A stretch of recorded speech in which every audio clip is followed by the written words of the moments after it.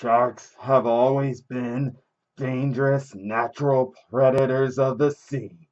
But what happens when they are smarter?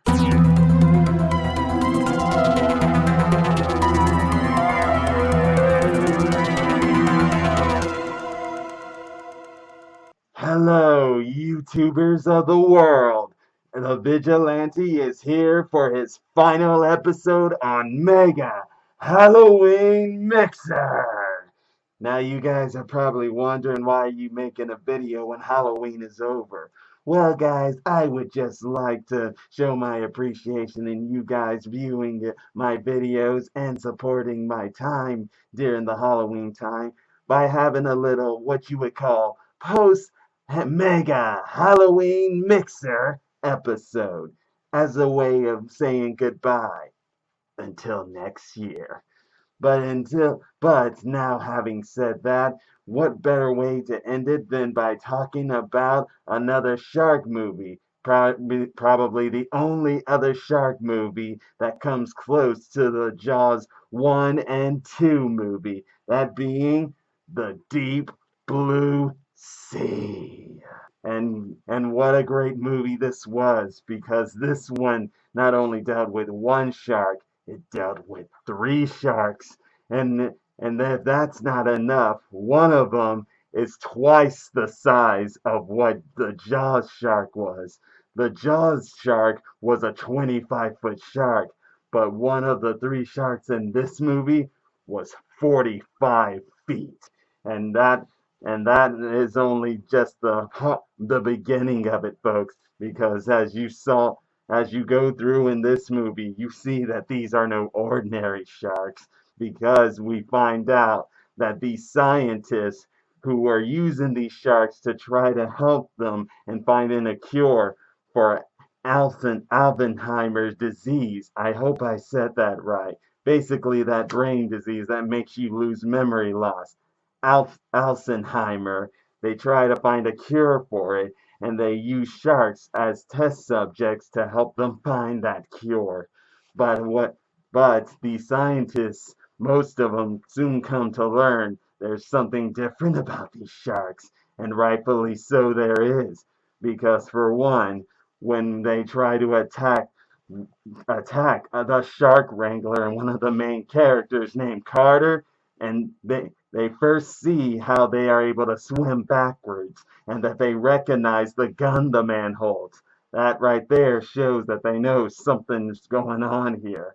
Because how can a shark swim backward? They are not known for that. Oh, but it only got worse. But before going on with that, I want to cut back to at least one scene that happened in the beginning that helps you at least know in the natural, actual, real world on the fact of sharks when it comes to us people, and that is in the fact that they don't really like the taste of us very much.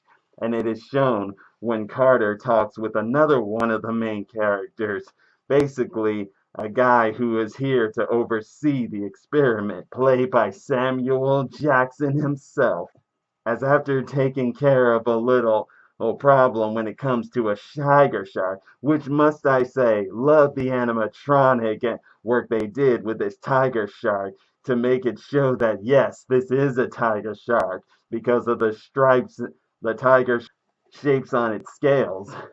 But either way, going back to what I said earlier, he told the guy that they don't like the taste of us very much, and that is true. Why?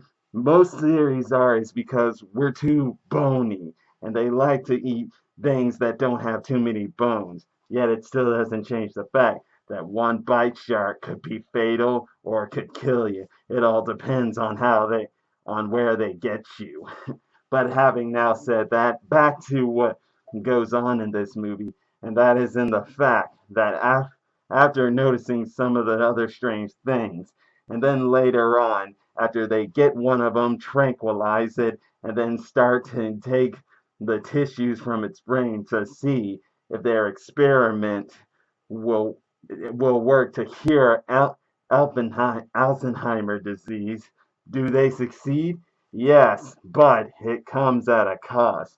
especially with this one scientist who seems to think that you can take something and it can be your creation and not God's. Why do I say that? Because Samuel Jackson's character, when he says God, oh my God, or better yet, something like that, something like in in God's creation. Yes, that's what he says. In God's creation, what does this fool do? He says it's not God's creation, it's ours.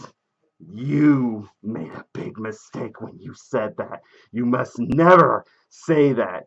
You say that, you insult God Himself, and then you pay the price. And that's exactly what happened with this man, as he was the first victim of the sharks. And when that shark bit his arm off, and it only got worse because it was that one bite that sealed the fate of nearly all these characters in this movie.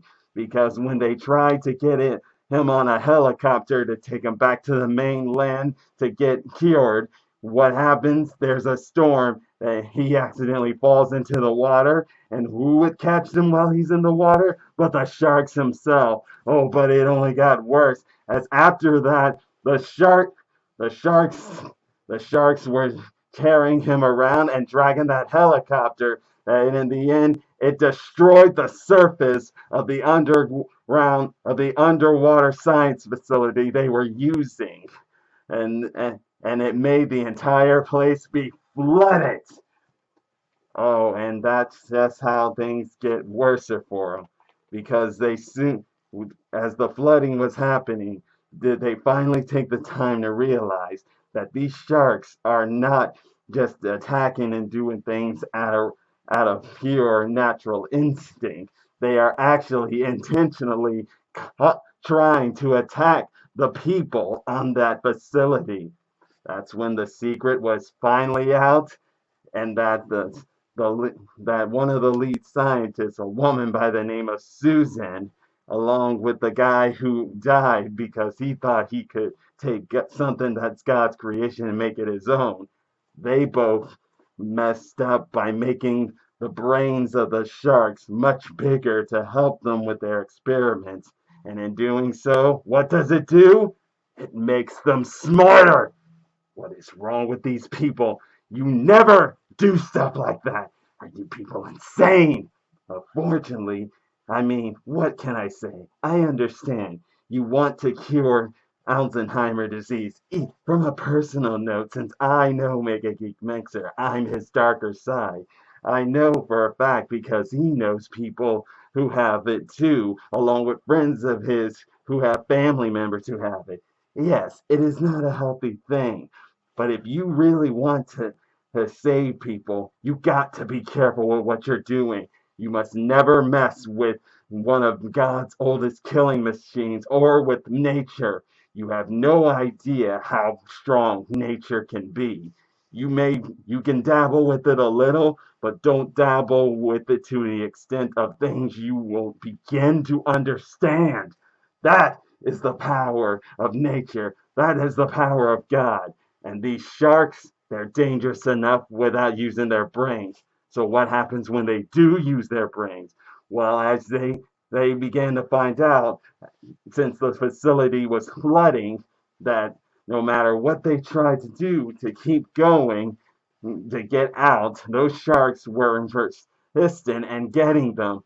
And only a few of them survived, no matter what attempt they tried, and getting this place to be unflooded in some sections so they can get to the surface.